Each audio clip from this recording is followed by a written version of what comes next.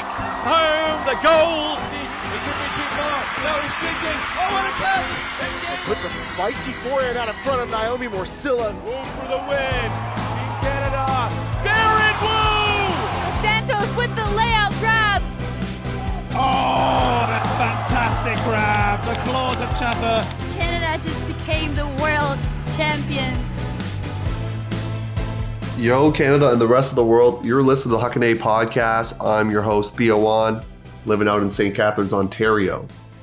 Thank you for tuning into this episode. Lots of action to speak of that happened this past weekend, some preview content as well, and a sweet interview coming up with some members of Ottawa doing something that hasn't been done since 2005 in that neck of the woods in Ontario and in the Metro East. So lots to get to. Before we get to the news, I just want to share update of, just going to more tryouts. I said that last time, but still doing it. Hitting up some tryouts. And I just like going to ones of different teams. I think it's just really cool to see how other coaches, leadership run their tryouts. Do they go more drill heavy? Do they go more scrim heavy? Even in scrims, do they do scenarios? Do they do matchups? Those kind of things. So I encourage people, especially that are just getting into touring, to try to go to a few different tryouts. I know it can cost a little bit. It hits you in the pocketbook there, but I think it's a good opportunity and just helps you develop. You get to play with different people. I know Tryout Ultimate isn't always the cleanest, but you get to learn to play with different styles. And you just learn to deal with some of the pressure of being in Tryout Frisbee. So highly recommend that. I'm excited because in May, I'll be heading to Wisconsin. So getting excited to be back on the mic, not just here on the podcast, but in the broadcast booth, and hoping that multiple Canadian teams will be there. So looking forward to that as well. So that's what's happening sort of in my own life. Hoping to have, a couple more guest hosts at points during the summer. And I know club season is definitely taking shape out here in Ontario. A lot of Quebec teams already have their roster. Stella dropped their roster, Iris, the women's division. So there are rosters coming fast and heavy in the Canadian scene. We're trying to put those in the Instagram so you can check those out. But there's definitely a lot going on already. And so let's just jump into the news. I'm going to start with roster talk in the news. So we're going to go to that right now. We now have breaking news. All right, let's start with the final Team Canada announcement, at least for now, which was GM. So Grandmasters 40 and above for the open side. If you look at this roster, you're going to see some legends out here that you may have heard of in the past that played for Fierce, Goat, or some other teams. Andy Octoloni is straight legend. There's Andy Collins. There's a lot of names. I could just name them all. But Jean-Lévis Champagne, who was on the podcast recently, playing for the Royale on this roster. You got Jeff Lindquist out here. Did not know he was Grandmaster's age. John Hassel's on the roster. Shaggy from Montreal. There's just a lot of different people. Matt Doyle from Vancouver. There's just a lot of some legend, Sean Chua. So check out the roster for sure. I think they're going to have a very good shot at medaling and doing well. So keep an eye out for this Grandmasters roster out here. They're going to make some noise. I believe it's the same time as Masters this tournament. So you can keep track of all that action. We're going to stay with some more Canadian heavy news. We'll talk about the Canadian Beach Ultimate Championships that took place. We didn't preview it, but we'll do a small recap. 12 teams, only one based not in Vancouver, so kind of expected that time of year. Speaking of the time of year, based on the pictures I saw, it didn't look like the weather was great. It looked kind of cold, to be honest. Some rain potentially. And then just like a lot of long sleeves in pictures. Usually in beach, you just see tank tops and shorts, but there seemed to be more than that in that. So anyways, there were 3 pools of 4. Whoever seeded this tournament seeded it pretty well. Top seeds won their pool except for one, which is unfortunately the team from Ontario, Fireball there, with my former teammate from a long time ago, Nick Hung. I believe he captained that team. Some different players from Ontario. Goonie Birds, a Victoria team. So I said a lot of teams from Vancouver. I lied. There's actually one from Victoria. So they take that matchup. The closest pool play game was Goonie Birds over Sandy Sea Squirts 10-8. So a lot of pool play games weren't that close. I see scores of like 13-0. There's like 12-2. So bunch of blowouts. Highway 1, they won their 2 pool play games 12-2 and 13-1. So just showing a little bit of domination there. So how it worked was the top seeds from each pool had a crossover, whereas the 2s and 3s from pool A and D go against each other, and then same with B and C. And then that creates pools E and F. So you have to kind of finish in the top 2 in those new pools to get to quarters. In quarters, all the top teams that finish in their pool won. So once again, seeding the tournament, good job. In the semis, Highway 1, there were some furious players like Kevin Underhill, Malcolm Bryson. To name a few, I could name the whole roster, but for the sake of brevity, I won't. Kat Ortega, Monica Sue from Traffic, Carrie Holtz from Red Flags, as well as Ontario, imports. We'll say that. Adam O'Donnell, Alyssa Mason. They defeat Goonie Birds 13-6 in the semis. The other semis is super competitive, though. Los Ostros, 11-10 over Double Red Flag. Los Ostros having players like Rumi Tejpar, Ari, I'm going to say Nakobe, so I don't have to say the other last name. Traffic players like Andrea Moyer and Brianna Wager. They take down this Red Flag team that obviously had Red Flag players. I mean, it speaks for itself. So in the final, Highway 1 wins it 11-9. They go undefeated on the weekend. Congratulations to them winning the inaugural Beach Championship. That's always fun. Goonie Birds gets third. They win 12-8. So I want to share a quick story from a listener here. This is a good time to say, like, if you have stories or things you want to share, you can always hit me up on Instagram, the Huckin Instagram, or my own, One and Only Sports, whichever you choose. But Tammy Doe, who lives in Vancouver, sent this in. Two women's teams registered for this tournament, one from Alberta, one from Vancouver. They canceled the women's division and expanded the mixed division. This team, Chile, as the team name, was granted permission to play as a women's team in the mixed division. And so, yeah, they were just grateful to have the chance to play. They came dead last, but they weren't competing for a mixed bid to World. So their goal was just to have fun and not get hurt, which is always a good goal. Won the Spear Prize, dope, and was told that they could retain one of the 2 women's division bids to Worlds so they can go to Portugal in October. So that's pretty fun. Cool story. Making, not enough teams register, but hey, you make a good decision to still play and have some fun with your friends, and then get some good news out of it as well. So thank you again for sharing that story. Team primarily made of Drift players, which is in Vancouver, and then some previously Koi players as well. So thank you for that story. Really nice. We're going to stay in kind of the west part of the country for now. So there was a tournament called Spring Rain. I'm not going to recap the whole thing just because I don't know all the teams that are from BC that played in it, but it takes place in Burlington, Washington. It's a pretty big, one of the largest like mixed high school tournaments in the U.S. I'm not sure if it's the biggest, but it's definitely one of the biggest. In the high school A JV Sunday bracket, in some quick sleuthing, I found 3 BC teams in the top 8. So Sunshine Coast Current, BC Club, and Vancouver Bulldogs, 6 through 8. There's a team called Eastside Prep that finished first.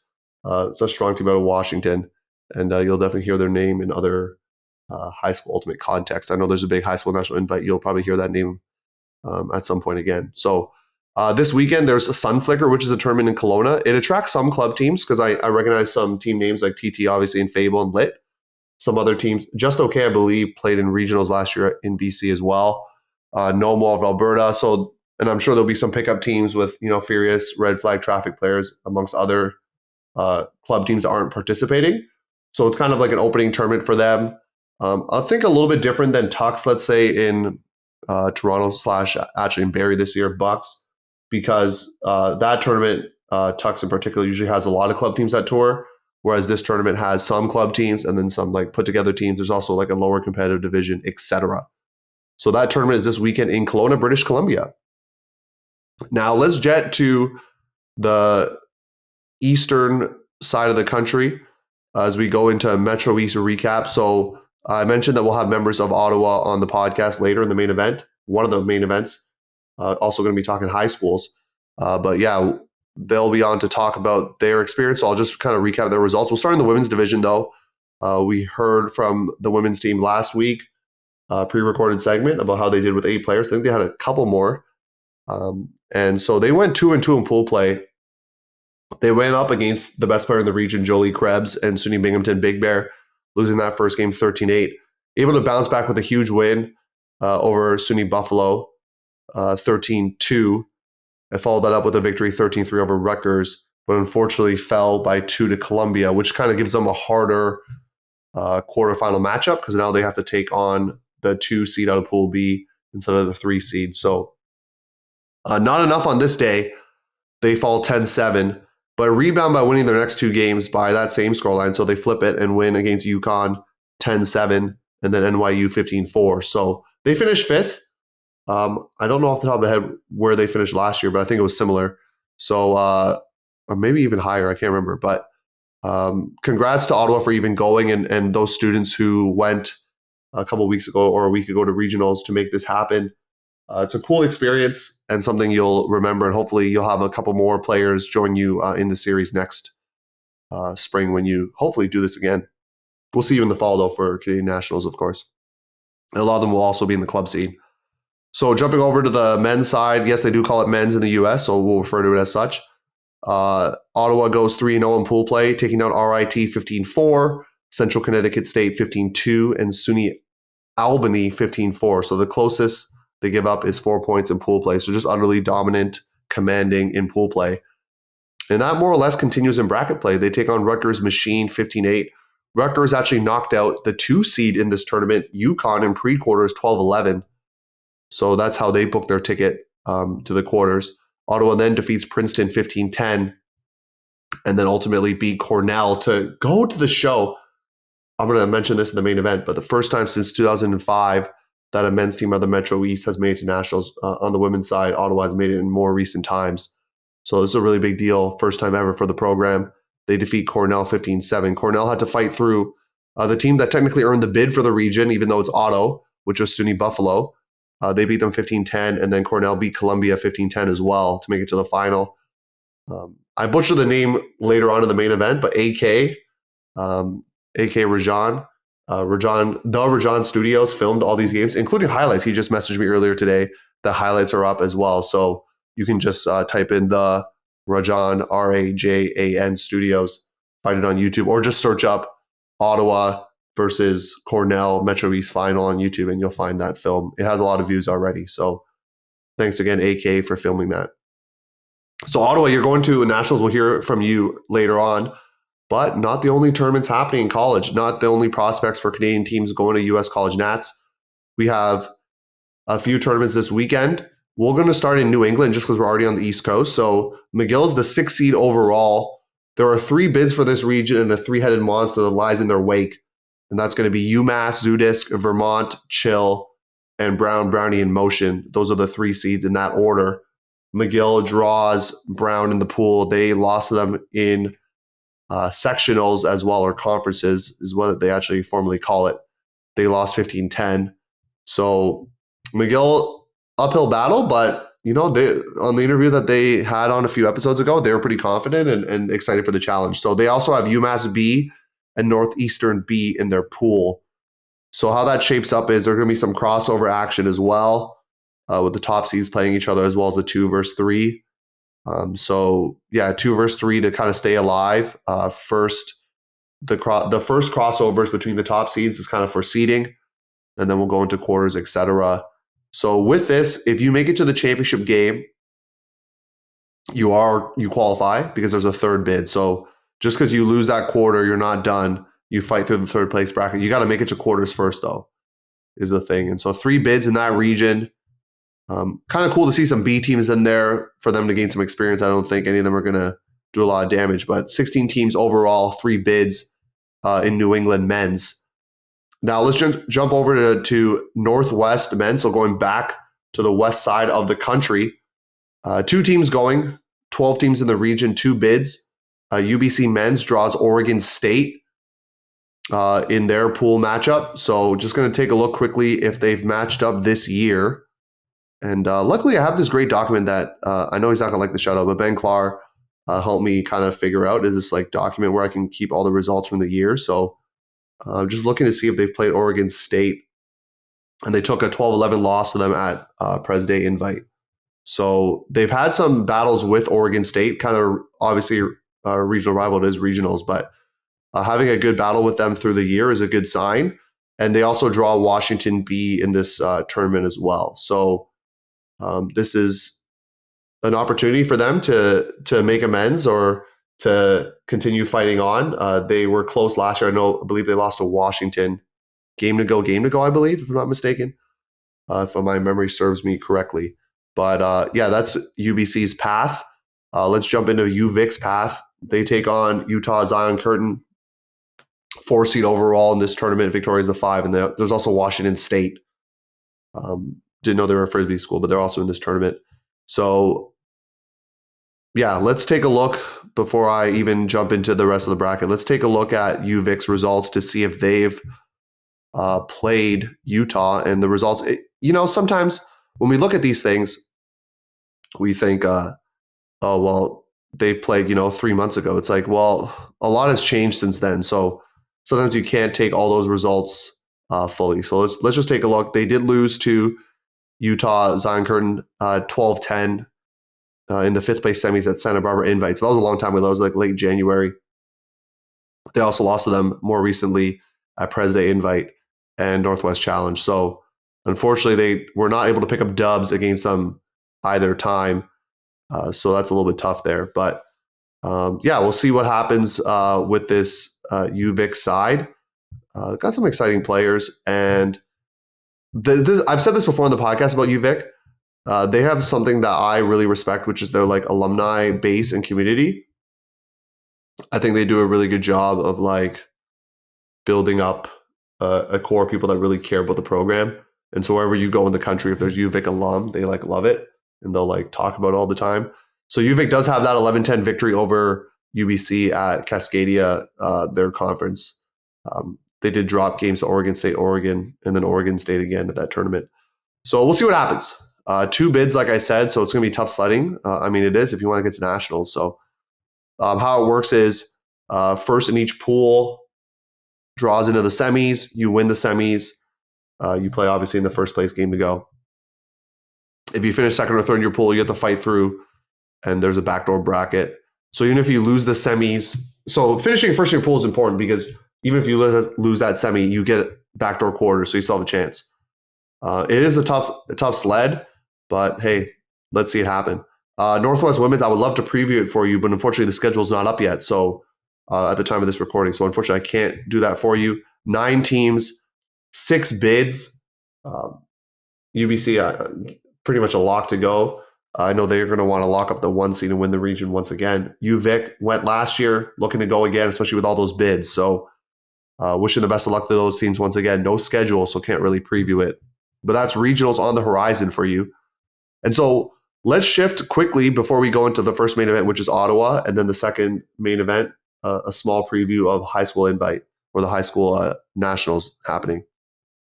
So Montreal took on Boston and New York, lost by 2 in both games. Sure, that sucks that they lost, but remember, this team was 0-12 last year, and they did not play it. And kind of the rumblings I got from just people talking on the internet or seeing what the UFA analysts were saying, like this is not like going to be on a winless team this year. They performed pretty well. Let's talk about the Boston game first. They fought back in the fourth. They were down 16-11 heading into the fourth quarter, able to fight back and make it a little bit closer. Toba Decrane, I'm going to try to say it right because I know some of the announcers weren't saying it. They were saying Decrane or something, but Decrane, Toba had 4 assists and 3 goals in his debut. Quentin Bonneau, 1 assist and 5 goals. So that combination on O-line is very lethal for Montreal. And so those other East teams better watch out. New York Empire, 18-16 over Montreal. But once again, like I said, only 2-goal difference. A great showing against the defending champions. Sometimes you catch those teams a little bit slack and early because they don't got the reps in. So Decrane, again, 6 assists, 2 goals in this one. So finishing just the weekend with 10 assists. That's great. And then Bonneau as well, 3 assists, 1 goal. So now Montreal's on a bye week. Toronto takes on Boston. They don't get the extra. Usually they'd kind of do like they'll play like what Montreal did, play like another team. But instead, Toronto's only going to play Boston. So that could help them. That could help them because they don't have to do that double because we know how grueling that can be. So they kind of luck out. I believe, if I'm just checking this correctly, New York is playing one of those like bigger matchups. Yeah, they play the Hustle. So that's why, there's going to be no double. New York's going to have to travel interdivision there. So that is the news. A lot more to talk about because obviously a lot of things happening. So thank you for bearing with the news. And we're going to head to the first main event. Max Ayad, Desmond Staples, Logan Keillor are going to be on the podcast talking about their victory. We're going to get to that right after the break. Bonjour tout le monde, je m'appelle Daniel Fortin-Guichard, je suis entraîneur pour Quake. Vous écoutez Huckin Podcast, votre source d'information pour le Ultimate au Canada, d'un océan à l'autre. All right, folks, welcome to the first of two main events on this episode. We got three members of the record-breaking, because first time ever for this U Ottawa squad making nationals. First time since 2005 since a team from the Metro East in Canada made it to U.S. College Nats. So you guys are the team that did it. So really excited to have you on. We'll get each of you to introduce yourself, how long you've been playing for Ottawa or coaching or whatever you do for the Gee-Gees. So we'll start with the lone, person. I don't know where it will be in the recording, but right now it's in the middle. That's Logan. So we'll start with you. This is my third year playing U Ottawa. I'm a captain currently on the team, but it's my first year as a captain alongside Max. Yeah. Yeah, so Max will just jump to you then. Yep, it's my third year on the team as well. I'm co-captain with Logan, and yeah. And then Desmond, this is not your first time on the podcast. Maybe some Metro East listeners would remember you coming on. Was it last year? I think last year. Yeah, I think it was last year, right around this time, or maybe a little bit earlier. But so introduce yourself again to the folks at home. Yes, my name's Desmond. I've been playing on U Ottawa for a little while now. Since 2018 was my first fall season. Became captain just a couple years after that. And then I just played this past fall, which was my last year as a player. And then the captains, as well as our coaches, Luke and Abib, welcomed me on to sort of be like offensive coordinator and just sort of supporting them as the team continues our season into the spring now, and it's been a really great experience. So I'm really proud of the boys to see what we can accomplish this spring. Yeah, Wisconsin, here we come. So first off, whose idea, anyone can jump in on this one, but whose idea was it to play the USAU College Series? Because I know I've said it many times, whenever Danny's on, she'll say it too, to play in the US Series. So whose idea was it to play in the US Series?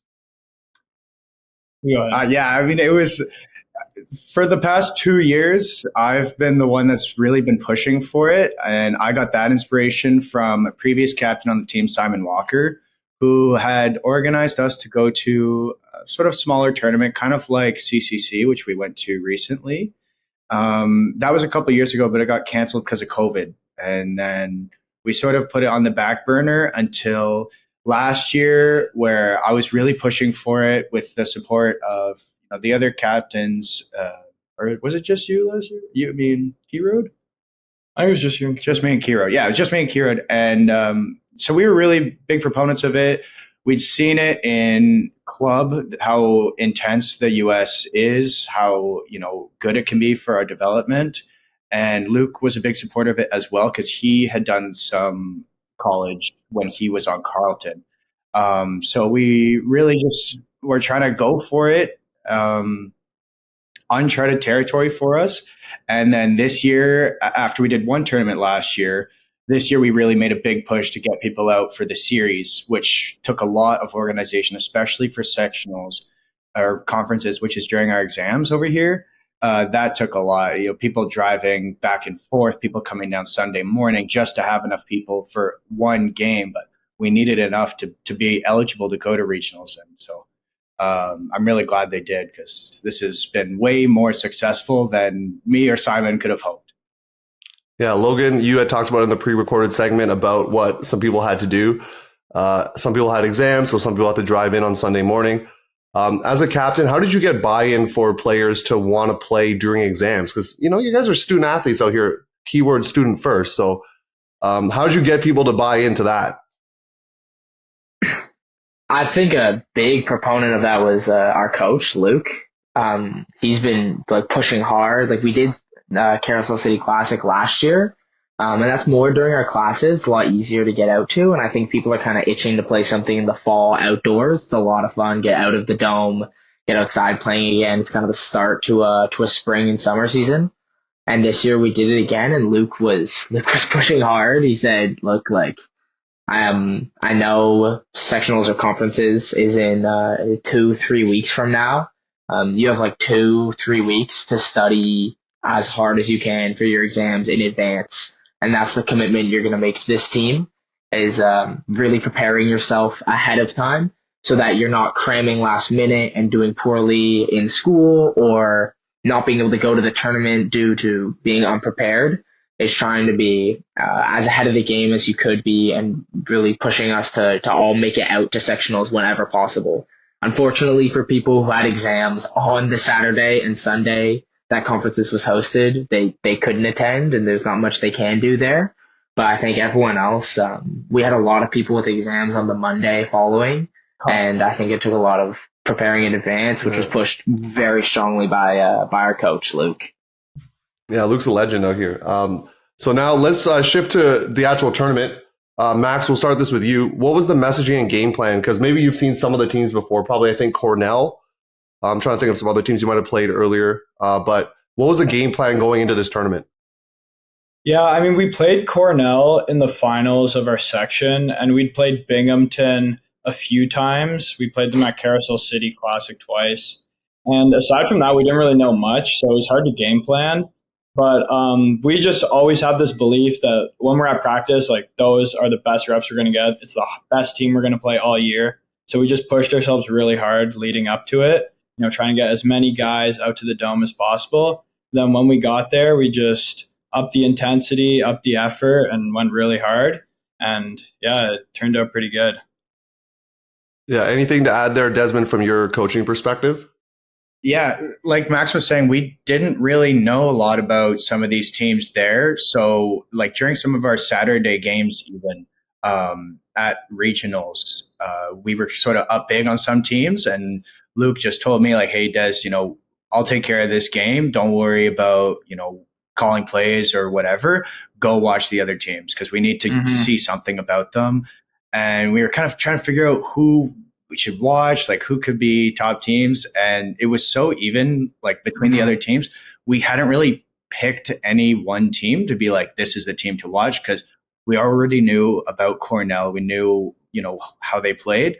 So we really just tried to see everyone. And even then, like our semifinal game against Princeton, we hadn't even seen a single point from them. We had we had no idea what they were going to be like. So our messaging to each other was like, just focus on us, focus on our game plan, how we know how to play, focus on our plays and supporting each other. And, that's worked so far. It's going to keep working no matter who we're playing against. Yeah, I know UConn was the 2 seed and they got eliminated pretty early. So that kind of throws the wrench in scouting.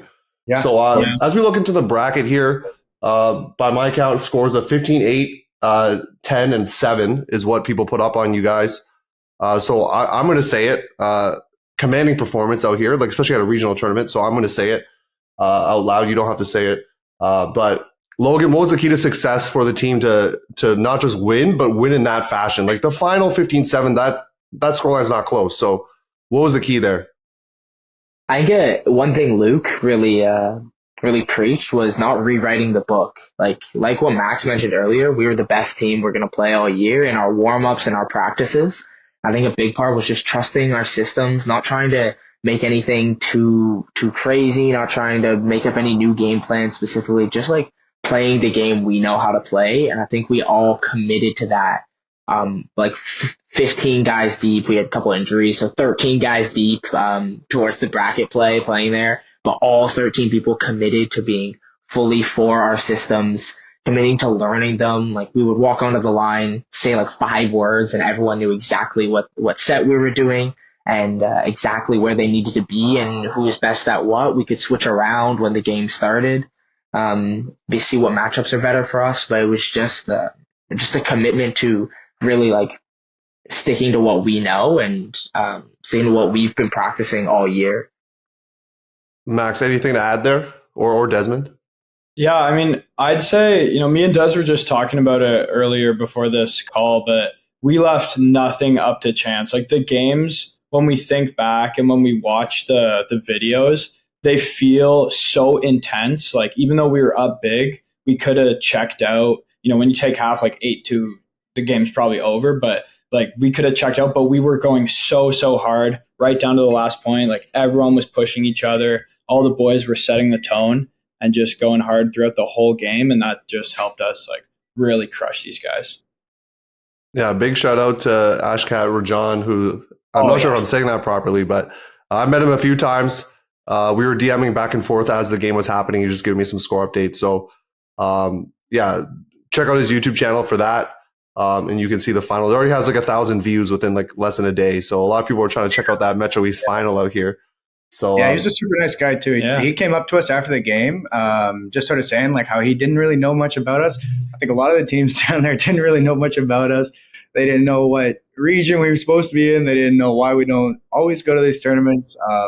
So, you know, people were pretty supportive of us. Not the fact that we were ending their seasons one by one, but overall, you know, Akshat and the organizers, they were very welcoming. So we were really happy to meet them.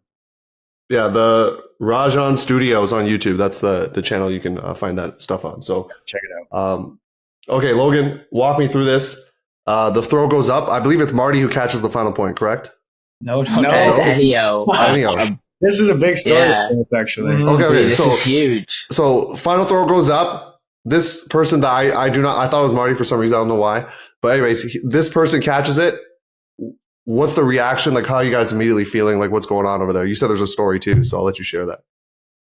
Oh, honestly, I'm not sure what the story is. It's just, that was a guy who was a practice roster in the fall, and he came to every single practice we had through the entirety of the winter. Like, he was there probably the most out of maybe anyone on our team, like out there trying to get better, like improving, and then ends up being an absolute rock for us this tournament. Guy played out of his mind. It was unreal. And seeing the connection being like rookie Noah Berube throwing into another rookie was pretty amazing. But it was also just a surreal experience. Like, the game's over. Just like the idea of we haven't even come into trying to do this series before. It kind of dwindled out, like didn't work out last year when we wanted to. And now we're like getting to go to nationals, which is insane. Like, feeling super fortunate for the opportunity to get to do this as well. And honestly, I still don't think my head's wrapped around the fact that we're going to nationals. Like, it still just feels like we should be out there, like playing a couple more tournaments. And, I'm just so excited, like over the moon, feeling, in anticipation for this tournament. The competition that we'll get to play going there, get to play so many new teams. It's amazing. Like, so much excitement for this. Desmond, is that the story, or is there something else? Yeah, I mean, that's it. I mean, one more thing to add, I guess. Neo, in his last year of juniors in Ottawa, was only made the C team on Blaze. So, you know, there's obviously Ignite, which is the top team, and then Scorch, right? He played. Yeah. And he's just totally committed to it, and committed to coming to tryouts, committed to getting better. Just made practice roster, but like Logan said, came to every single thing, and getting the winning point to send us to college nationals. Like, I couldn't be more happy for the guy. Obviously, the rest of the team, like, I'm super proud of everyone. We had a lot of like rookie contributions, but especially Neo, like, just played out of his mind. So I was super happy to see that. Max, walk us through your reaction, like from your perspective, where you were on the field and what you just were experiencing. Yeah, sure. I mean, I was on the sideline. It was a pretty long point, and I think there's even like an injury sub, and you know, things were going on for a while, but you know, we ended up working it up the field through a bunch, like all different parts of our roster. Like, we had guys who, you know, played D, we had Marty, we had Neo, Noah, right? And when he caught that goal, it was just so wide open, beautiful throw, beautiful catch, and it was just all of our hard work, even starting in the fall, even starting last fall. You know, we've always had really high goals, and we didn't achieve our goals. We didn't win nationals last year. We didn't win nationals this year, but our goal was to make nationals, and it felt really good to see that happen.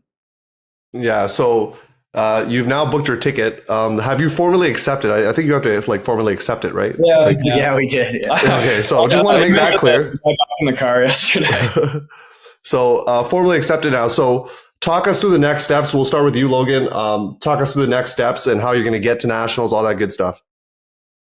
Well, I think getting to nationals will be a mixed bag for most people. I looked at flights and they're real expensive. So I think driving might have to be the play. I'm not sure about most people. I think I'm planning on seeing if I can stay somewhere in around Toronto for a night, just break up like into like a 4-hour drive and then a 10-hour drive, like leave after work on Wednesday.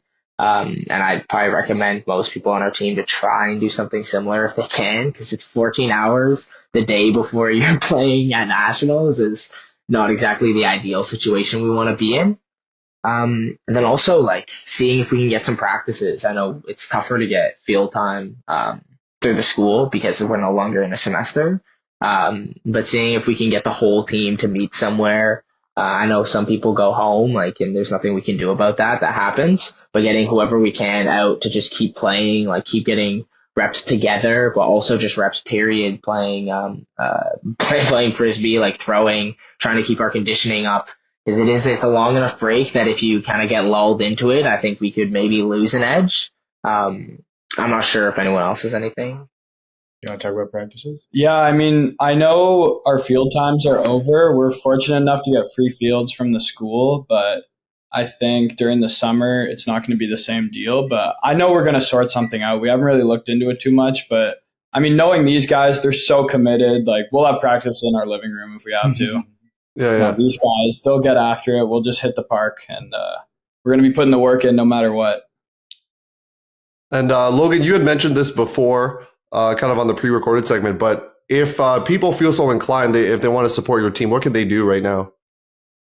Right now in our bio on our Instagram, which is GG Ultimate, we have a link to donate to our team to help us on our like road to nationals.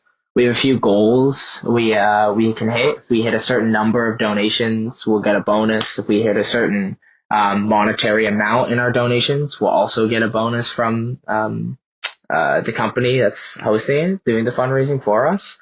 So that'll be super helpful to try and help cut down on some of the team fees that this extra season really like puts on a lot of the students, because it's tough paying for school, paying to live, and then on top of all of that, trying to pay for Frisbee and gas money and all the food you need to eat while you're out and away.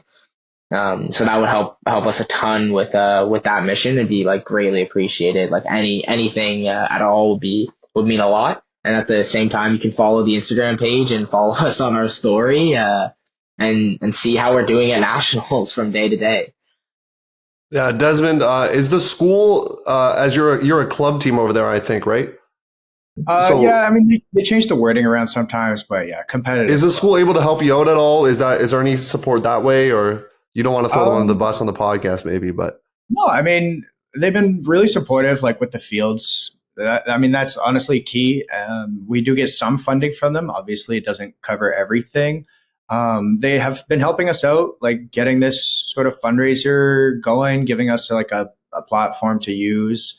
And helping match donations. Maybe Max would be a little bit more of an expert on that, though. Yeah, so they set up pretty much a fundraising link. It's like GoFundMe, but we get to keep 100% of the profits. So with GoFundMe, I think there's some sort of administrative fee, or you don't get 100% of your donations. But for this, it gets deposited right into our team account. And we're also going to be setting up, as Logan mentioned, kind of like a power week. So during that week, we're going to have these goals and these incentives. And the donations are, I'm not sure if it's matching or if it's just if you meet a certain amount, you get $1,000 or something. But we're really going to be pumping that out. We're really trying to get the most amount of help we can, because, as Logan said, it's tough for students. One thing to make sure of if you do visit the website is you have to select what team you're donating for through the university. So just make sure you click on that and donate to the Ultimate Frisbee team. Because I'm not sure what the top team is on that list, but I'm sure they've gotten quite a few extra donations that they didn't expect. That's the meta play right there, is you stick that team and if you want to get them donations, right? So that's the meta play. All right, let's the AA Ultimate Frisbee. Yeah, or something. Let's wrap up here with some shout outs. We'll start with Desmond. Obviously, you can shout out the whole team, but are there some specific people or coaches or whoever, parents, whoever, that you want to shout out? I mean, I'll for sure shout out my other coaches, Luke and Habib. They've been, amazing. We added Habib this year in the fall, and he's brought like an extra element of support for Luke because it's just been Luke for a little bit. So yeah, Habib's been great, and Luke as well. Obviously, we can't shout him out enough. I'll just shout out the team. Like we went down to conferences with 9 people on Saturday and 8 people on Sunday. People driving in, whatever time this guy left at, like 4 a.m., just to come down for one game and then driving back. Like I've never seen a team with this much buy-in from top to bottom of the entire roster. Everyone is just completely committed, and it's just been great to see. Give a sort of a little shout out to the other Canadian teams that have been going down to the States, sort of showing us that, oh, wait, maybe we could do that. They're doing, decent, like Victoria, McGill, of course, for the last couple seasons. So we're like, we're in Metro East. I think we could really make a run at it. And they've been giving us a lot of motivation. So we'll hope to see one of them there. Maybe not play them at nationals. I'd like to get some new teams to face, but if it happens, it'd be a pretty cool thing. Maybe historic. I don't even know. Yeah, actually, it might be, honestly. Max, anything from your end? I would shout out our girls. They're always our biggest fan. Every tournament we go to, they watch all our games. They're cheering for us on the sideline. And, they didn't make it to nationals this year, but they have a really strong team and things just didn't go their way. So I know they're going to be hitting it hard in the fall. Logan, you gonna wrap us up with any last words here? I want to shout out our rookies specifically. We have so many of them on our roster. Like I think it might have been one of our 13 guys that we're playing. We have something like 6 rookies out there, and they have been unbelievably good. Like their buy-in, even though it's just their first year, has been insane. Like I've gotten the privilege of getting to play like the past 2 years. This is my 3rd year on the team. Like I know I want to do this. They just came in the fall, said they would do the spring series like in the fall, already committed to it, and they've been making whatever sacrifices it takes to make that happen, and they've been unbelievably good and such a pivotal part of our team. So there you have it, Ottawa setting records, first time since 2005, like I said. So really exciting. Wish you boys all the best. I will see you in Wisconsin, so I will make sure I come and say hi. Let's get them on the stream here, Charlie and Keith. We want to see them out in Wisconsin on the live stream, so people back home can watch. So let's see if we can make that happen, even on Field Pass, just whatever they can get. So that wraps up the first main event. I'm going to be talking about the high school tournament that's happening. I know, Logan, you were at that tournament last year, right, coaching? Yeah, I came and coached my high school, Maryvale High School, last year. So yeah, shout out Maryvale. Ultimate Canada High School Invitational is happening this weekend, so I'll be previewing that after this quick break. Thank you, gentlemen, for coming on the podcast, and wish you the best of luck in Wisconsin. Thank you so much for having us. All right. Yeah, thanks. Hey, this is Leanne Campbell from the McGill Ultimate Team, your 2022 Huckin A Div 1 College Women's Player of the Year. And you're listening to the Huckin A podcast, your coast-to-coast guide for all things Canadian Ultimate. All right, second main event going on at you. Ultimate Canada High School Invitational. This tournament, I got a chance to commentate last year in the subscriber only. I'm going to talk about what it was like to commentate that tournament. I think it was really cool. So I'll share some of my experience with that. I love the logo before I even start with the preview. I love the logo because it's like off the TTC. So it's pretty fun. This tournament's going to take place in Downsview. So fair warning for the teams playing and viewers, whoever. Downsview usually a wind tunnel out here, especially in this time of year. So just be aware that it's going to get pretty windy out there for this tournament. So 16 teams total. There's teams from Ontario, Quebec, Manitoba, even New Brunswick out here. I said this last year for the preview, would love to see BC teams out and about, even Alberta School, Saskatchewan. Come on out. I believe there's some form of like application process and stuff like that, but it would be great. decision to change the location. Let's see. Okay, so originally it was supposed to be somewhere else. There was an update, so this might actually help. The Canadian High School Ultimate Championships, this was an update sent, this is all the way back in November. Will be moved from BC to Ontario or Quebec. The decision to change the location is due to BC school sport regulations not allowing high schools from the province to participate in this event. So with BC high schools not being able to participate, the name of this event will also be changed to Ultimate Canada Highschool Invitational moving forward. So there you go. It was called the Canadian High School Ultimate Championships before that. It was supposed to take place in Burnaby, British Columbia. So complete change because last year it was in Ajax.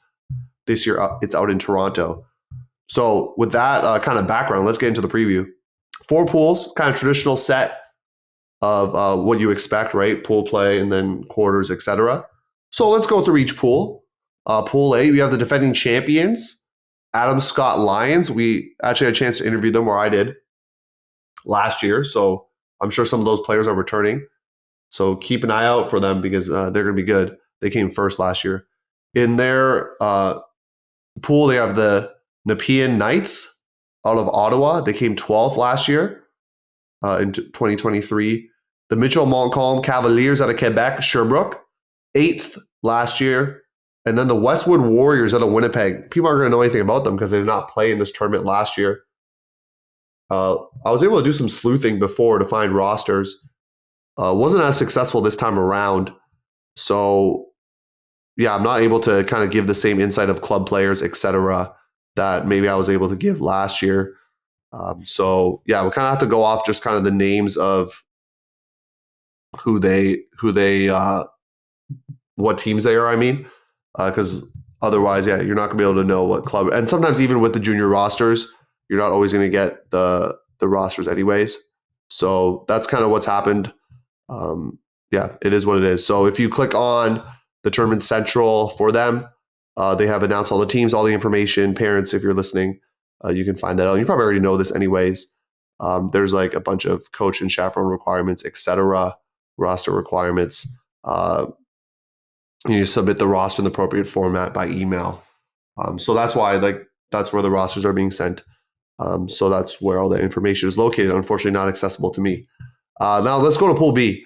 The Bowmanville Talons, the 2nd seed overall. This obviously makes sense. They came 2nd last year, so you don't want the 2 top teams from last year to end up facing in semis.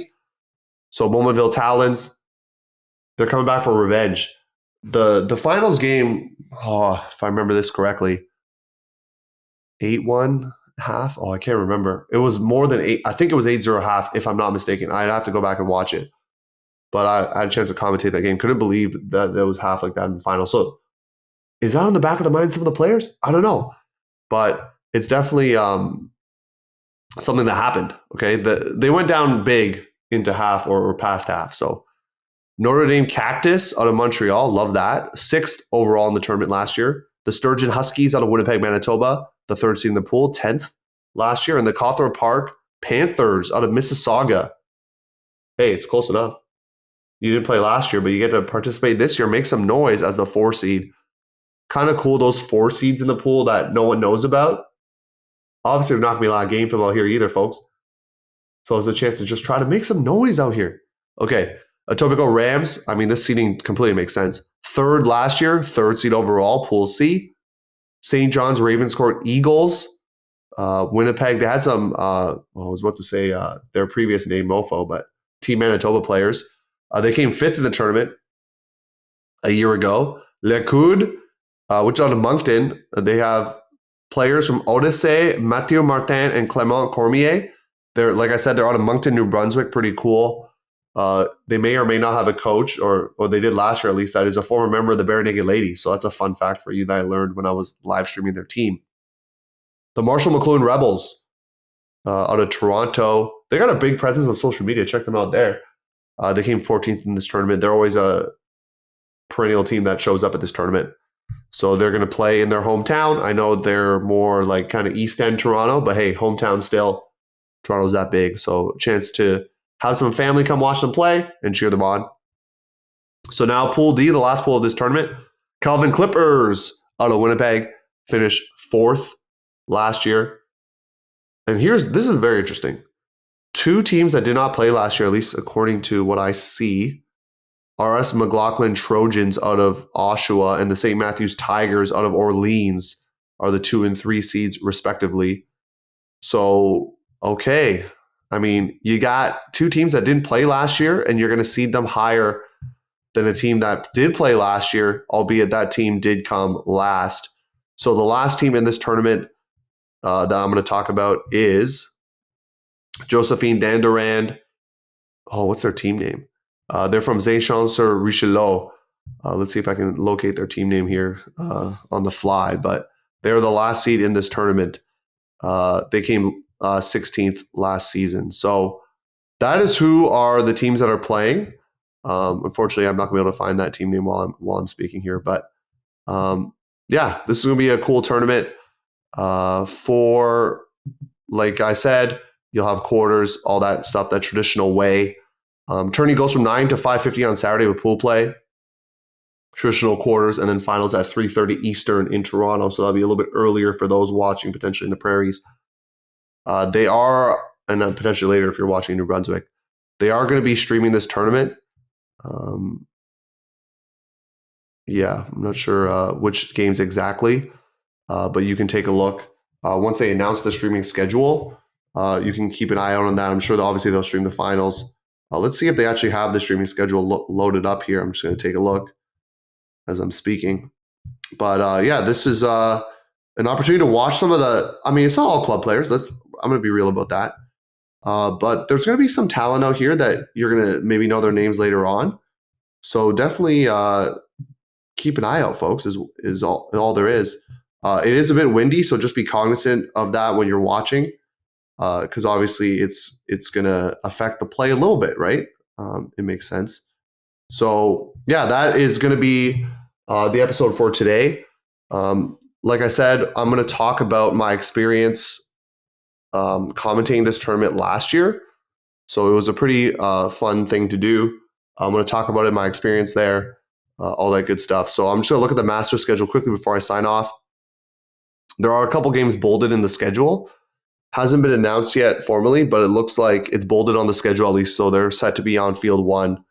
So there's a couple of live streams there. I like that they're streaming like the B2 versus B3 matchup. So that's Notre Dame Sturgeon, D3 versus D4. So St. Matthews versus Josephine Dandurand, C2 versus C3. So St. John's Ravenscourt versus Lacoud. And that makes sense from two teams that aren't from the region. And then they'll have quarters, a quarter, a semi, and a final streamed. Of course, TBD, because they're going to try to value some of the diversity of teams or teams that haven't been streamed before. So keep in mind, it's kind of labeled there as well. You might be scheduled to play on field 1 based on the bracket, but that might switch up later on. So just be aware of that, folks. But that wraps up the episode for today. Keep following Huckin on Instagram, of course. Send in any stories or anything you want to share about what's going on in your Frisbee life. Okay. Thank you for doing that. Subs only, join me there, talking more high school nationals, my experience last year. Otherwise, enjoy tryouts, folks. It's sunny out here where I am. Have fun playing Frisbee. And maybe I'll see you on the field. I'll be at Tux, so if you're there, come say hi. Maybe we'll do a preview, we'll see. But next week, recap regionals, obviously, as we hope to see more Canadian teams make it to the big show. So, all right. Thanks, and we'll see you next week.